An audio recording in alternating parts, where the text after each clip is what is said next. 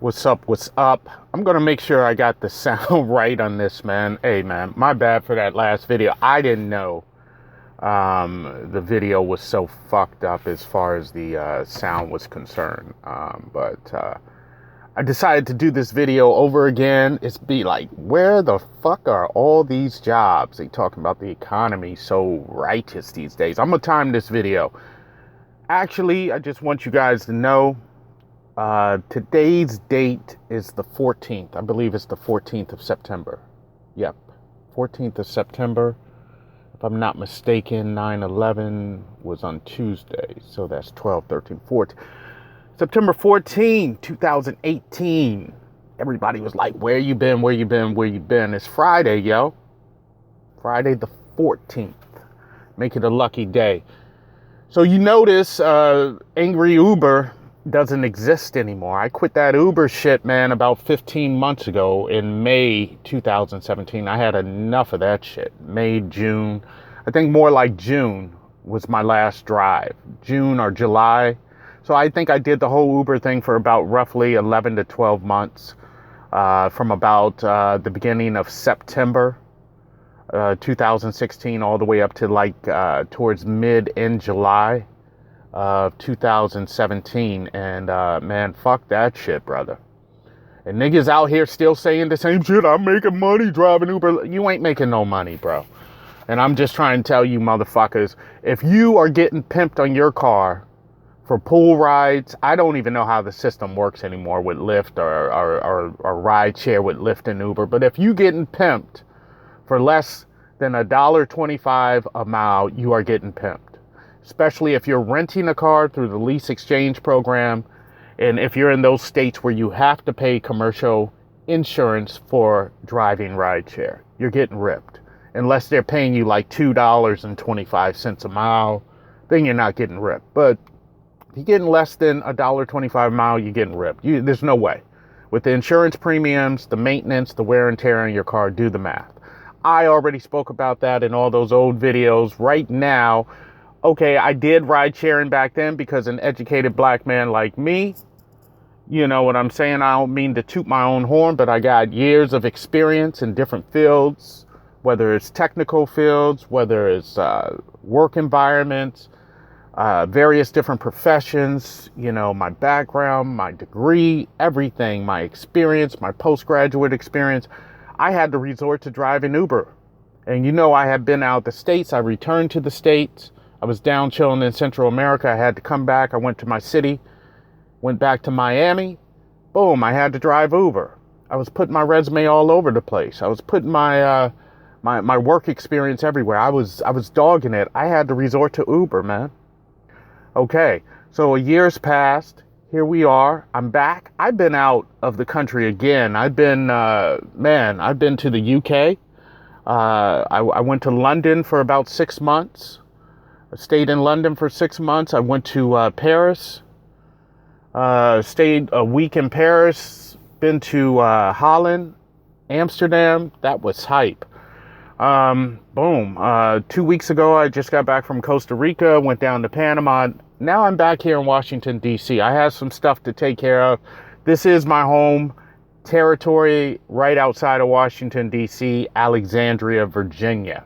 Alexandria, Virginia, born, raised, and bred. And you know, Alexandria, don't get it twisted like the rest of the state of Virginia. We're right outside of D.C. and Southern Maryland. It's just like Maryland and D.C. is right across the bridge. So we're more like Washingtonians. As a matter of fact, if you guys do your history, Alexandria, Arlington, Crystal City, all those Northern Virginia cities were once part of D.C. As a matter of fact, the Virginia land is what gave it to DC. Do your history. 31 square miles of land was given to make DC from Virginia. And then the other 69 square miles was given from Maryland. Of course, Virginia took their shit back in them days because the federal government didn't want slavery going on. And you know, Virginia, they had to get their slavery on, oppressing the blacks.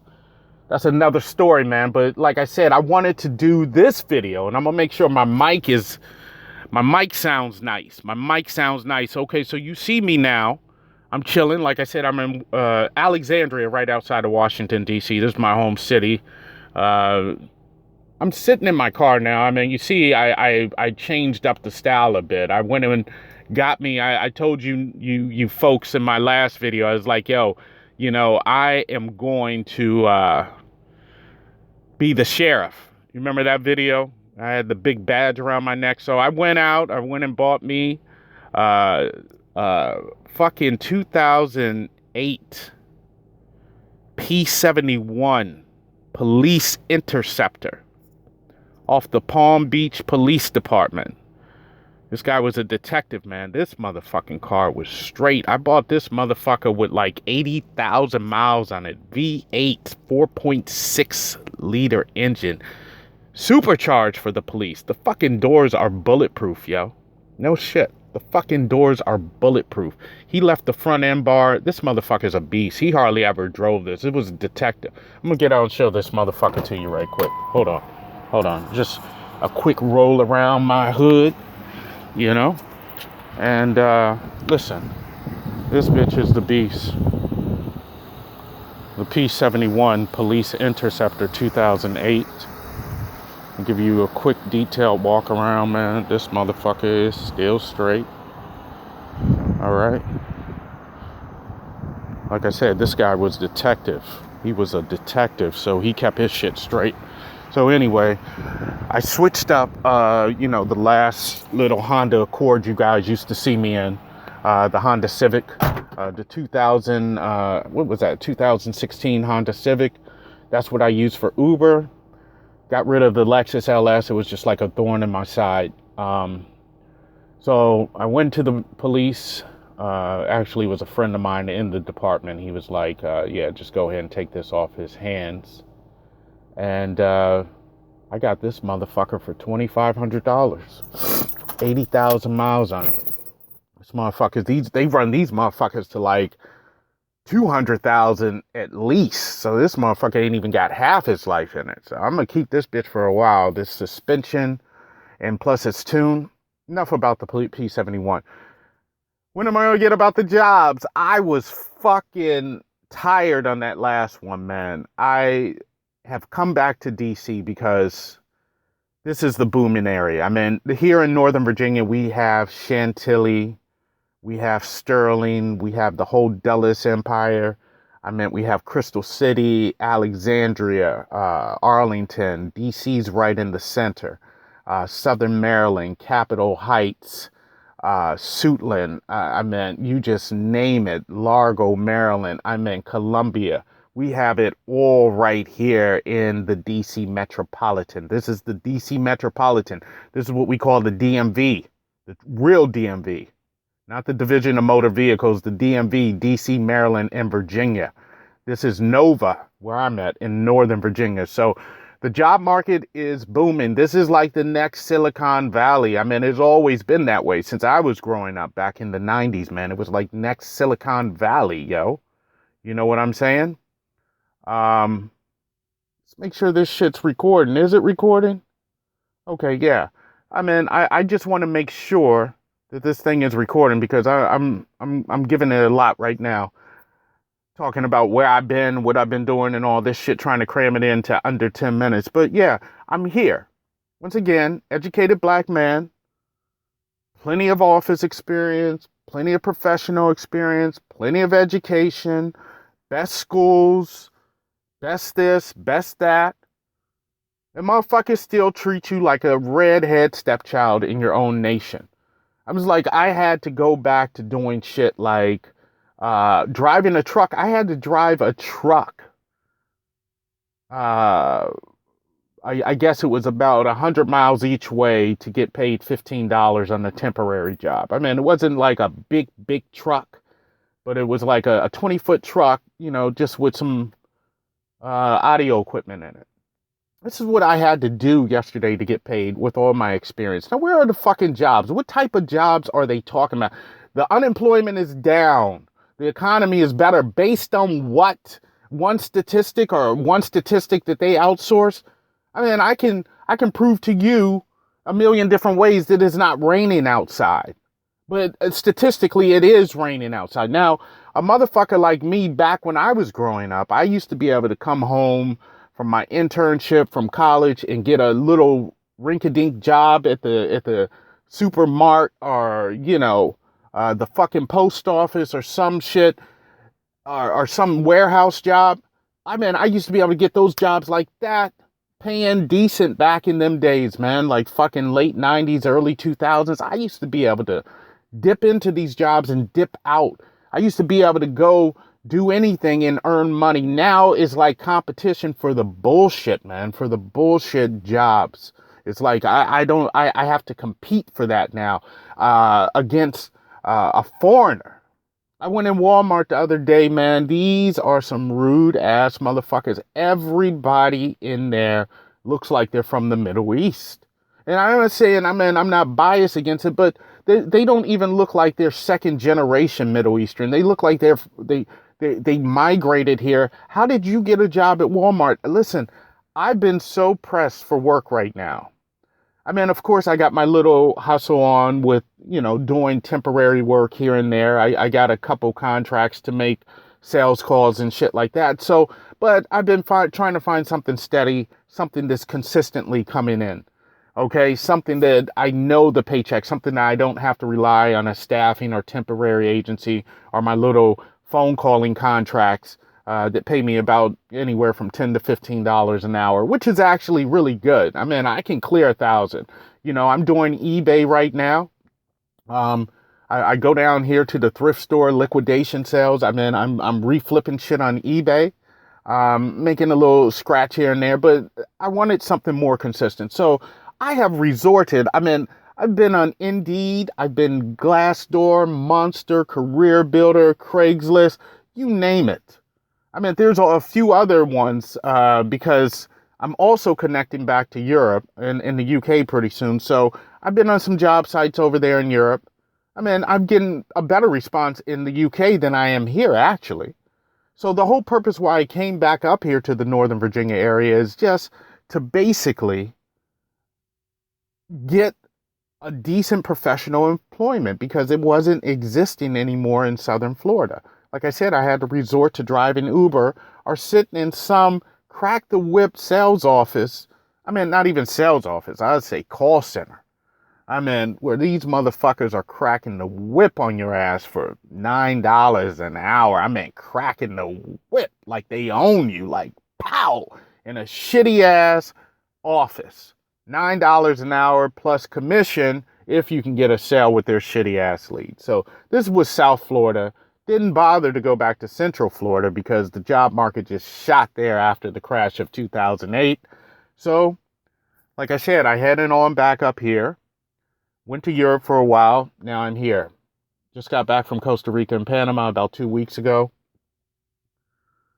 Man, let me tell you, it's been tough. I had to resort to driving a truck. I have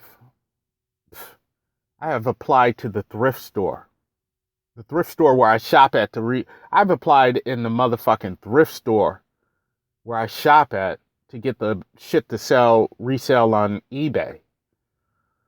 I've applied to the dollar store, man. And I've applied to the fucking post office. Let's see what other big lots.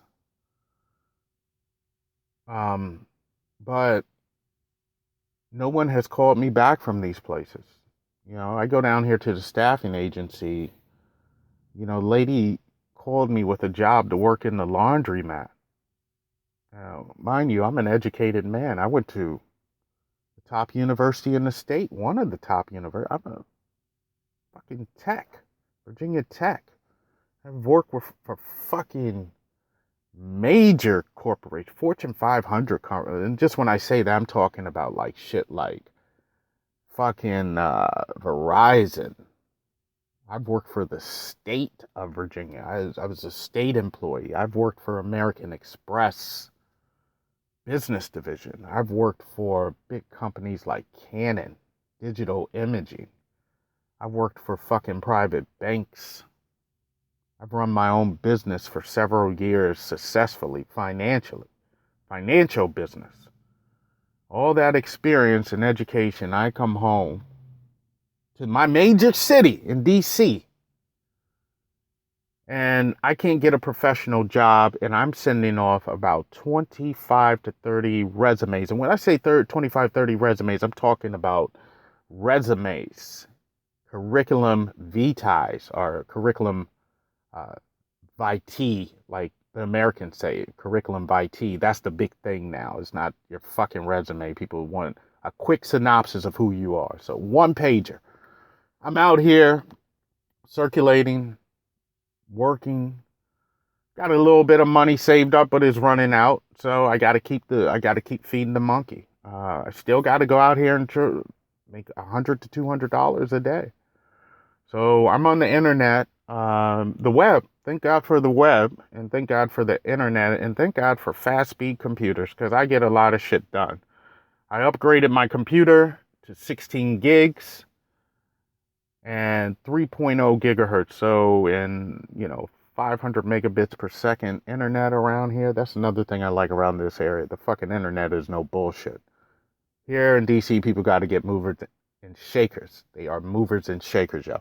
But getting back on this shit, I had to resort to applying, since I wasn't getting the responses I needed off Glassdoor and Monster and Career Builder. I was applying. I just said one day I just went through all the fucking jobs within a 5-mile radius, then 10-mile radius, not getting the responses.